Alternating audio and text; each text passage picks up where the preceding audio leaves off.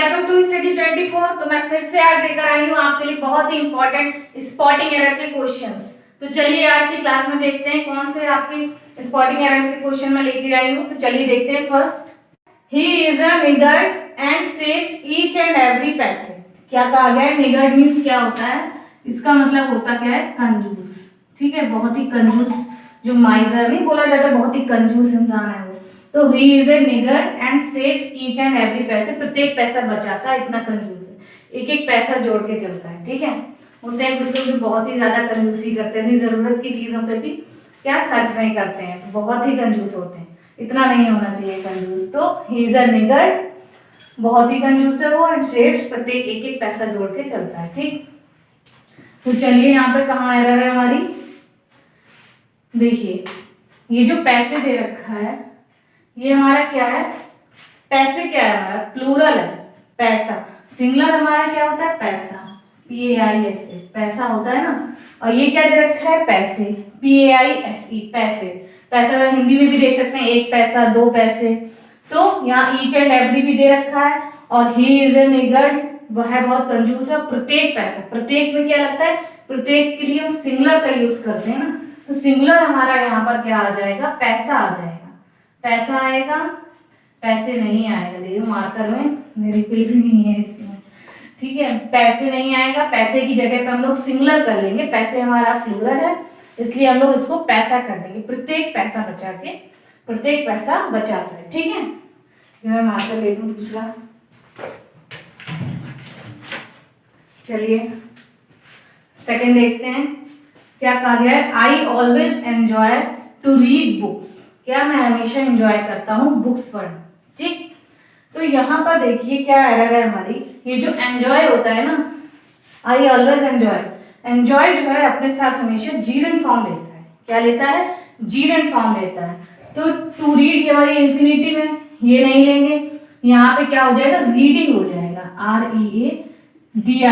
ठीक है, रीड में ING फॉर्म लग जाएगी, जीरेंट फॉर्म बना देंगे इसको। तो एंजॉय के साथ क्या हो जाएगा? आई ऑलवेज एंजॉय रीडिंग बुक्स, मुझे बुक्स पढ़ना अच्छा लगता है। ठीक, हमेशा मैं एंजॉय करता हूँ। तो आप याद रखिए हमेशा कि एंजॉय जो है अपने साथ में जीरेंट फॉर्म लेता है। ठीक, जीरेंट फॉर्म ING, ये आप नोट कर लीजिएगा। तो चलिए नेक्स्ट क्वेश्चन देखते हैं, क्या कहा गया? थर्ड हमारा, she was angry on me because I had not invited her to the party. क्या कहा गया? शी वॉज एंग्री, वो बहुत नाराज थी क्योंकि मैंने उससे अपनी पार्टी पे नहीं इनवाइट किया। हो जाता है कभी कभी, भूल जाते हैं कि भाई बहुत वर्क होता है, नहीं याद रहता है, या हम कुछ लोगों को नहीं बुलाना भी चाहते हैं, या फिर वो मिलते हैं, अरे आपने नहीं बुलाया, नाराज हो गए। तो she was angry on me because मैंने उसे नहीं बुलाया था। ठीक, कोई भी रीजन रहा हो। तो क्या यहाँ पर एरर है? देखिए आप लोग कमेंट करिए, आपको क्या समझ में आ रहा है? She was angry on me because I had not invited her to the party। तो देखिए ये जो angry वर्ड है, angry एक हमारा होता है, मैं यहाँ पे लिख दूँ, यहाँ देखिए angry, angry with। ठीक, angry with हम लोग कब यूज करते हैं? जब पर्सन टू पर्सन होता है, पर्सन टू पर्सन, जब एक इंसान दूसरे इंसान से नाराज हो जाए। ठीक, पर्सन टू पर्सन। और जो एंग्री एट होता है वो पर्सन टू ऑब्जेक्ट होता है, किसी भी नॉन लिविंग थिंग। ठीक है, नॉन लिविंग थिंग के लिए, ऑब्जेक्ट के लिए। और जब पर्सन टू पर्सन होता है एंग्री, तो उसके लिए हम लोग विद प्रीपोजिशन का प्रयोग करते हैं। ठीक है, विद लगता है, तो यहाँ पर ऑन नहीं लगेगा। यहाँ पर she was angry with me, क्या? मुझसे नाराज है, पर्सन टू पर्सन नाराजगी चल रही है ना, तो क्या हो जाएगा? शी वाज एंग्री विद यहाँ पे करेक्ट हो जाएगा, ऑन हम लोग नहीं यूज करते हैं। She was angry with me, वह मुझसे नाराज है। अगर यहाँ ऑब्जेक्ट जैसे नॉन लिविंग कोई थिंग होती है, जैसे मैं तुम्हारे एटीट्यूड, हर एटीट्यूड से मैं नाराज हूँ, या उसकी बिहेवियर से, तो यहाँ पर एट आ जाता है, एंग्री एट हर बिहेवियर या कुछ भी। ठीक है, तो एंग्री विद हम पर्सन टू पर्सन डायरेक्ट लगाते हैं। ठीक, विद का यूज करेंगे, ऑन का यूज नहीं करेंगे। ठीक, नेक्स्ट देखिए, hardly as she stepped out of her house when she saw some strangers coming towards her house। क्या कहा गया है? कि हार्डली मतलब क्या, जैसे ही मतलब वह अपने घर से निकली ही थी, ठीक है, जैसे मतलब निकली ही थी वैसे ही उसने क्या देखा कि कुछ स्ट्रेंजर्स आ रहे हैं उसके घर की तरफ, ठीक, उसके घर की तरफ कुछ अजनबी लोग, स्ट्रेंजर्स कमिंग टुवर्ड्स, घर की ओर आ रहे हैं, जैसे ही उसने घर से निकली, ठीक, जैसे ही वह घर से निकली। तो यहाँ पर देखिए हार्डली एज शी, तो यहाँ पे गड़बड़ लग रही है, क्या गड़बड़ लग रही है, एज, हार्डली आपको पता है हार्डली स्कार्सली ये सब क्या होते हैं, अपने साथ क्या लेते हैं, ऑक्सिलरी वर्ब्स लेते हैं, ठीक है।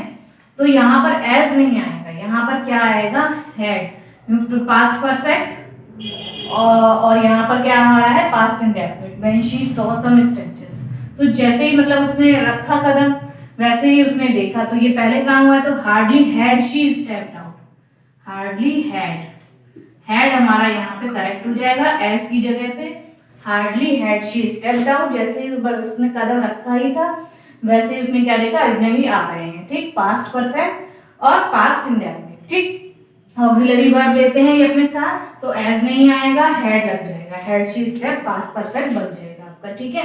तो फोर्थ क्वेश्चन आपको समझ में आया, तो चलिए फिर देखते हैं, most prime universities does not allow entry at the universities entry gate without a proper uniform. क्या कहा गया है कि जो बहुत प्राइम यूनिवर्सिटीज है ना, बड़ी यूनिवर्सिटीज हैं, अच्छी यूनिवर्सिटीज हैं, वो अलाउ नहीं करती हैं उनके एंट्री गेट पे, अगर आप प्रॉपर यूनिफॉर्म में नहीं है, ऐसे सिविल यूनिफॉर्म में चले गए, ठीक है, या ऐसे चले गए आप कपड़ों में, तो बिना यूनिफॉर्म के गए तो वो अलाउ ही नहीं करेंगे, आपको एंट्री ही नहीं देंगे, ठीक है। आप प्रॉपर यूनिफॉर्म में आइए, जो आपकी यूनिवर्सिटी की यूनिफॉर्म है, तभी वो एंट्री देती है। बड़ी सी यूनिवर्सिटीज होती है ना, प्राइम यूनिवर्सिटीज, बड़ी यूनिवर्सिटीज होती हैं, तो वहां पर ये इन्होंने बताया है, वहां पर ऐसा होता है, अलाउ नहीं करती हैं विदाउट अ प्रॉपर यूनिफॉर्म, ठीक है, यूनिफॉर्म नहीं होगी तो आपको एंट्री नहीं मिलेगी। तो चलिए यहाँ देखिए क्या एरर है हमारी, most prime universities does not allow entry, ठीक है, at the universities entry gate without a proper uniform, ठीक।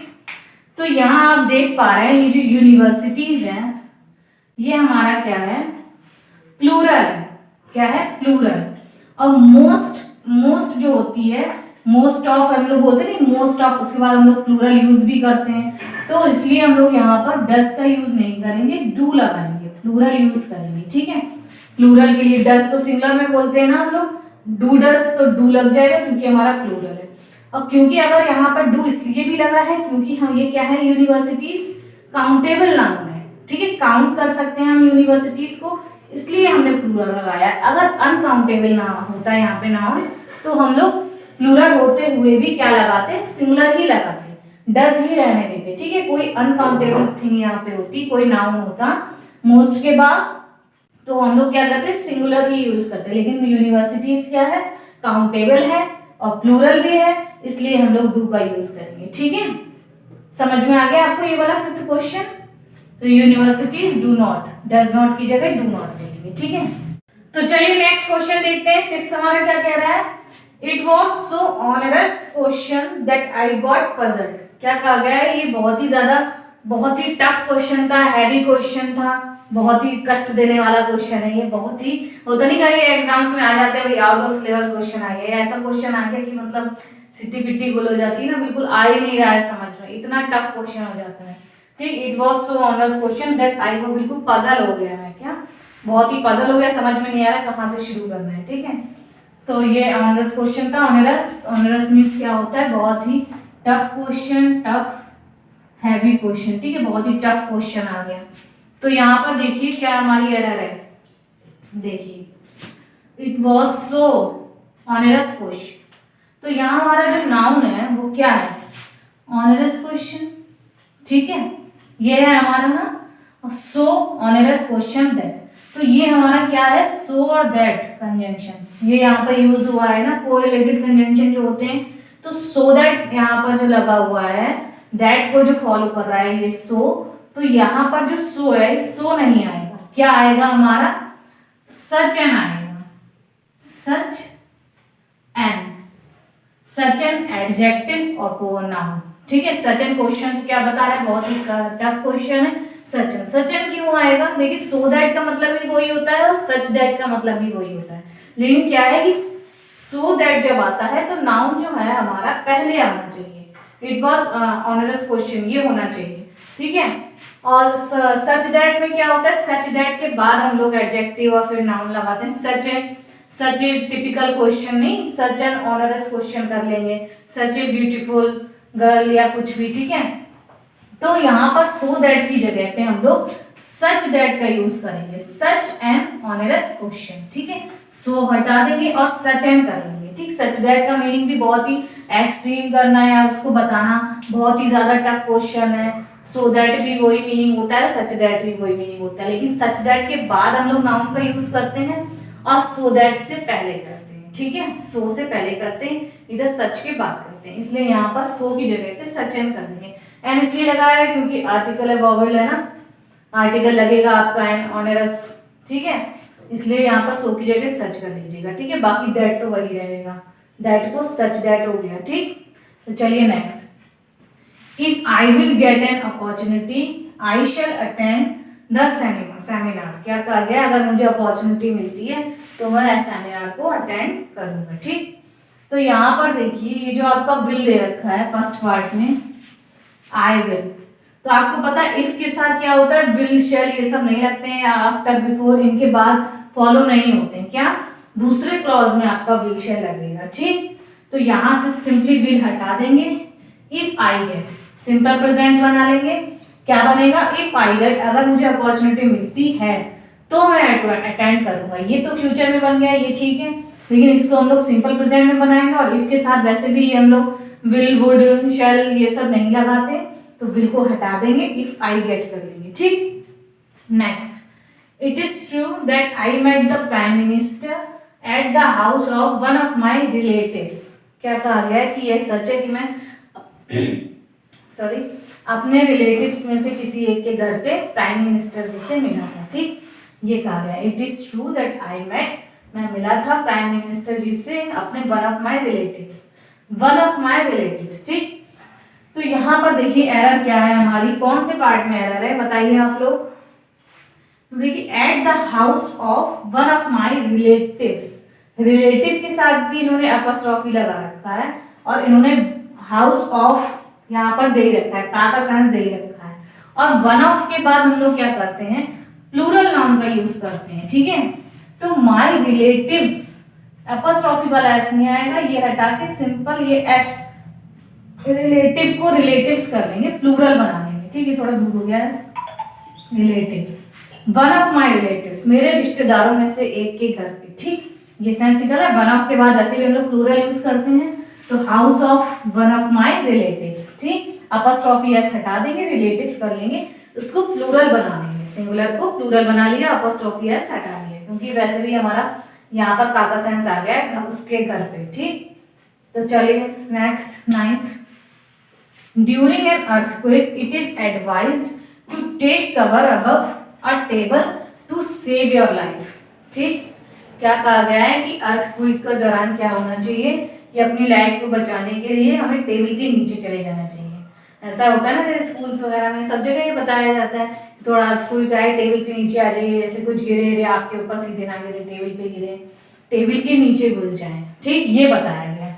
इन्होंने क्या कहा, टेबल के नीचे आ जाए कि अपने आप को कवर कर ले, cover above a table to save your life, अपने आप को कवर कर ले टेबल के नीचे, नीचे ना आके यहाँ ऊपर कर दिया, अबव कर दिया, अबव अ टेबल थोड़ी होगा, अंडर अ टेबल करते हैं, अंडर अ टेबल, टेबल के नीचे, अबव हटा के सिंपली हम लोग अंडर कर लेंगे, अंडर अ टेबल, तभी तो कवर हो पाएंगे पूरा। टेबल के नीचे आ जाए ड्यूरिंग एन अर्थक्वेक, तो अबव की जगह पे हम लोग अंडर कर लेंगे, ठीक।